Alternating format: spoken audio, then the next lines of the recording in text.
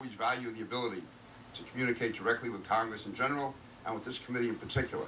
And yet, as the chairman mentioned in his opening statement, you were sitting at the table along with the other intelligence officials when we were trying to find out who changed the talking points, what happened with those talking points. I don't think anyone on the committee had the faintest idea that you had anything to do with those talking points. And to me, and it wasn't until 6 months later, after all of questions being asked, after this inquiry going on as to who changed the talking points, 6 months later when the White House released the emails, we found out how directly involved you were.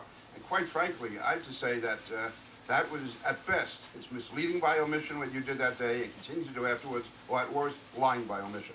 Because we trusted you, and you did have a relationship with the committee, and by not being forthcoming, I think you violate your obligation to this committee and to the Congress. Cheryl Atkinson, welcome. Thank you for having me. You have been covering the Benghazi story for CBS. Former acting CIA Director Mike Burrell recently testified that it was the PR people at the CIA that removed the references to Al-Qaeda from the infamous talking points given to administration officials. Is that a significant story at this point? Well, in a way, just because it's so different than what was said closer to the act actually happening. When Morell was asked these questions, or when they were asked in front of him in the months after the attacks, he didn't offer up the information. And in one case, when he did answer a specific question, he said that it was not the CIA, it was the FBI who made the major editorial changes. That story has changed. But the criticism, as you know, is that Fox News and conservative media have been flogging this for a year and a half, trying to turn this tragic attack for which the country was clearly unprepared at the Libyan consulate into some kind of scandal.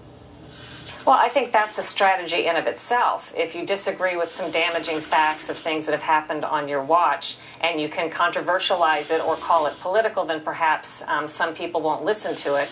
I mean, if you liken it to Watergate, Watergate was at its heart a political scandal in every sense of the word, but it didn't mean it wasn't a legitimate issue to look at. And I don't think anybody today would argue that it wasn't, but there's sort of this tendency now to use a strategy that says it's political, therefore don't listen to it. And I think there are many valid questions still to be asked. Why did CBS lose interest in your reporting on Benghazi, in your reporting on Obamacare and other subjects, to the point where you were just having difficulty getting on the air?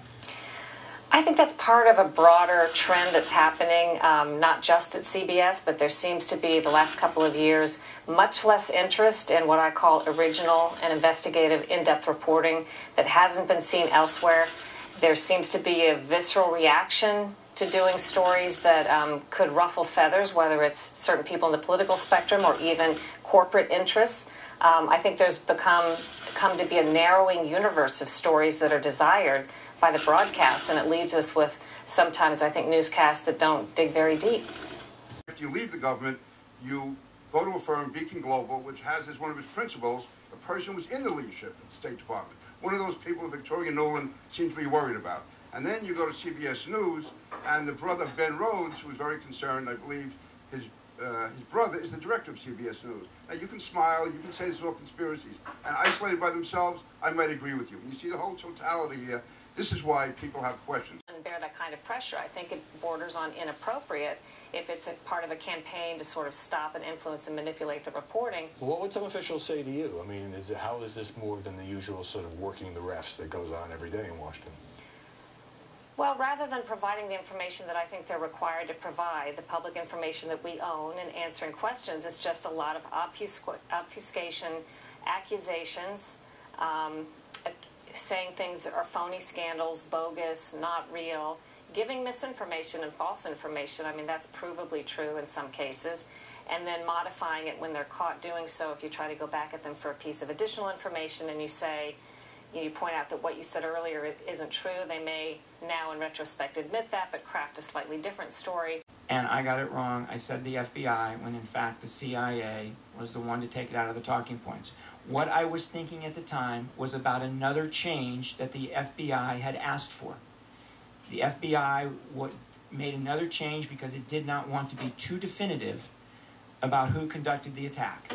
So it's just a tedious process that results in very little real information, and I believe the public owns the information that they're guarding as if there's some sort of corporation almost with PR officials, and that they think we're not entitled to see it or have it. So Cheryl.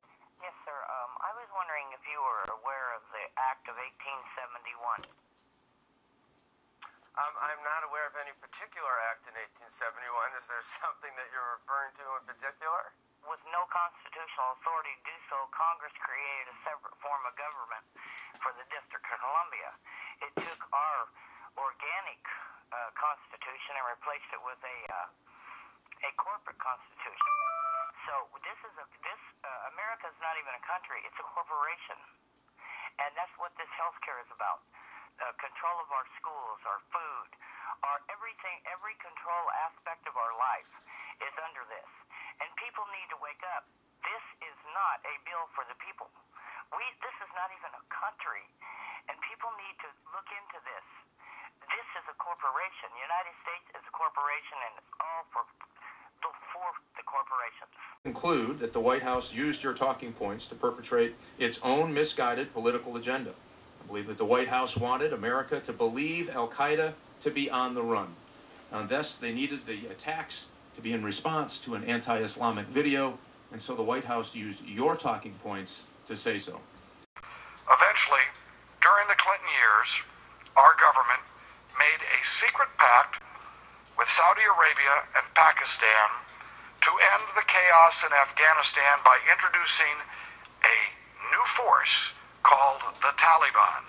FBI agent Jane Turner filed a whistleblower complaint in 2002 when she discovered FBI agents were removing items from Ground Zero following 9/11.